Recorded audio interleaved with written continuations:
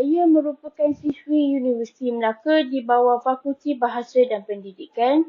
Subjek yang saya ingin sampaikan pada hari ini iaitu SEC 2313, Kurikulum dalam Pendidikan Awal Kanak-kanak.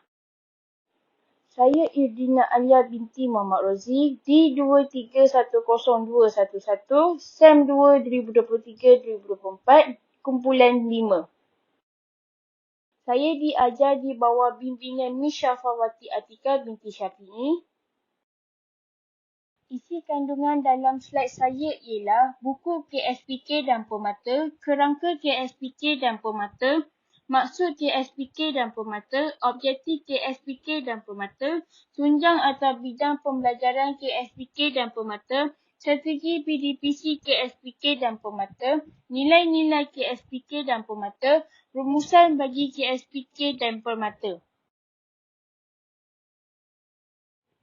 Mari kita membincangkan perbezaan aktiviti pembelajaran mengikut Kurikulum Standard Prasekolah Kebangsaan KSPK dan Kurikulum Permata. Saya akan menunjukkan contoh buku KSPK dan buku Permata. Di sebelah kiri saya yang berwarna putih ialah buku pendidikan prasekolah yang digunakan di bawah KSPK, manakala di sebelah kanan saya buku berwarna merah yang digunakan oleh Permata. KSPK iaitu Kurikulum Standard Prasekolah Kebangsaan.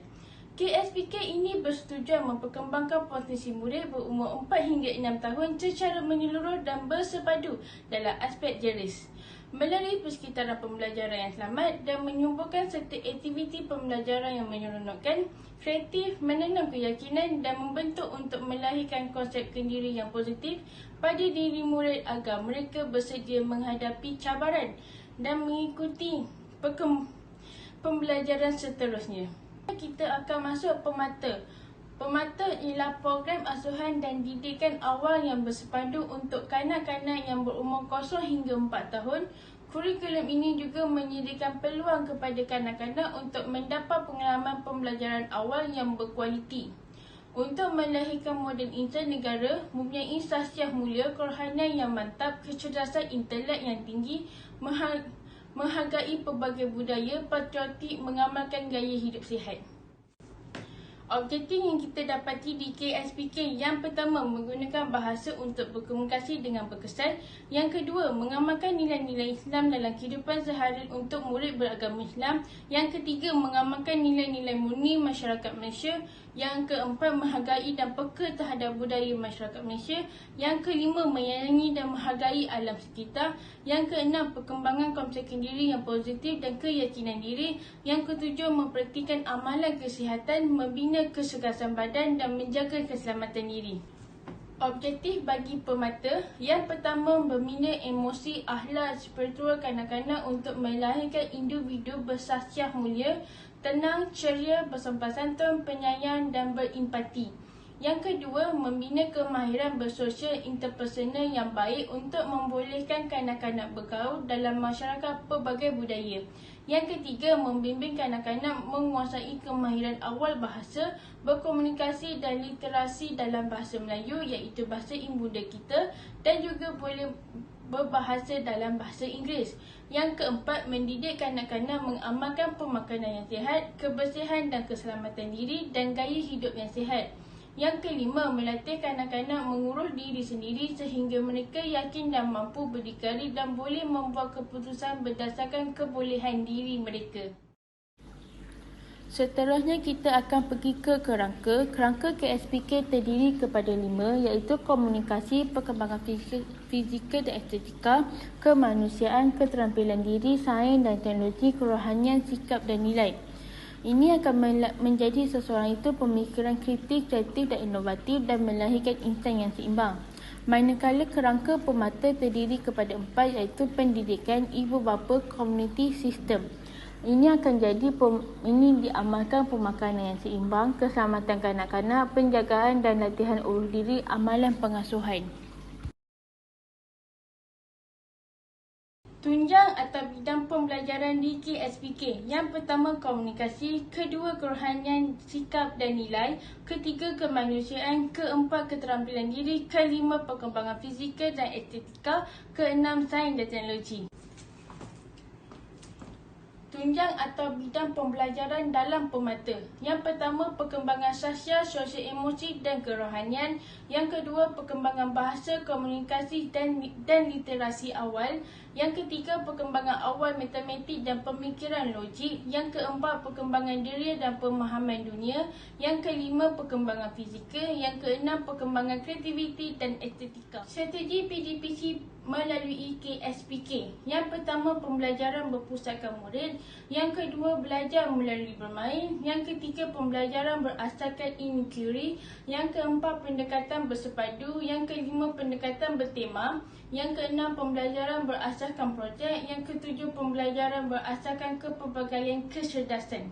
Strategi PDPC pemata ada dua. Yang pertama, belajar melalui bermain.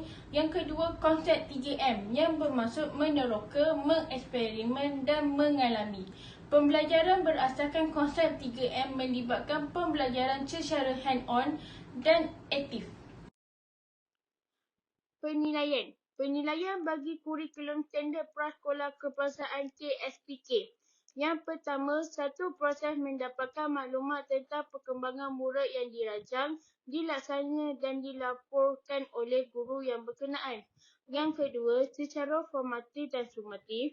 Yang ketiga, mengesankan keberkesanan pengajaran guru. Yang keempat, bantu guru merancang tindakan susulan yang berkesan.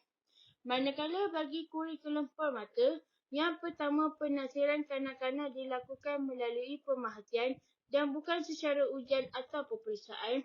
Yang kedua, penasiran ini dinamakan penasiran autentik dan dilakukan berterusan. Tujuan penilaian ini dilakukan yang pertama, mengetahui kemajuan dan perkembangan kanak-kanak. Yang kedua, supaya pendidik dan ibu bapa dapat merancang intervensi yang sesuai untuk membantu atau memperkayakan lagi pengalaman pembelajaran kanak-kanak tersebut. 10 nilai-nilai KSPK. Yang pertama, kepercayaan kepada Tuhan. Yang kedua, baik hati. Yang ketiga, bertanggungjawab. Yang keempat, berterima kasih. Yang kelima, kerjasama. Yang keenam, hormat menghormati. Yang ketujuh, kasih sayang. Yang kelapan, keadilan. Yang kesembilan, keberanian. Yang kesepuluh, kejujuran. Nilai-nilai pemata. Yang pertama, kepercayaan kepada Tuhan. Yang kedua, keyakinan diri. Yang ketiga, baik hati. Yang keempat, berani. Yang kelima, rajin. Yang keenam, hormat menghormati. Yang ketujuh, kasih sayang.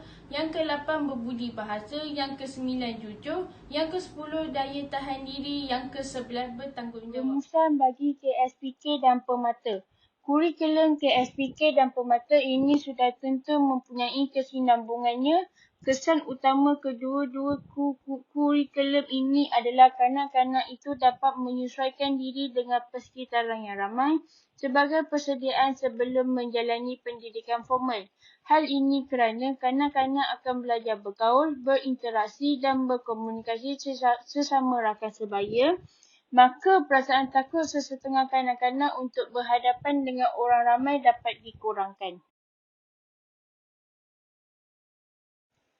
Kanak-kanak akan patuh kepada jadual serta arahan dan ini sangat penting dalam perkembangan mental dan emosi. Tambahan lagi, kurikulum ini akan membantu dalam menggalakkan pertumbuhan rohani dan jasmani kanak-kanak. FIL 1991 dalam kajiannya telah membandingkan 71 orang kanak-kanak prasekolah yang menjalani taska sebelum 6 bulan dengan berada di taska selepas 6 bulan. Beliau mendapati bahawa mereka yang lama berada di taska, sewaktu bermain, berkumpul, mereka lebih aktif, bekerjasama, beremosi positif dan lebih berinteraksi dengan rakan sebaya berbanding dengan mereka yang kurang.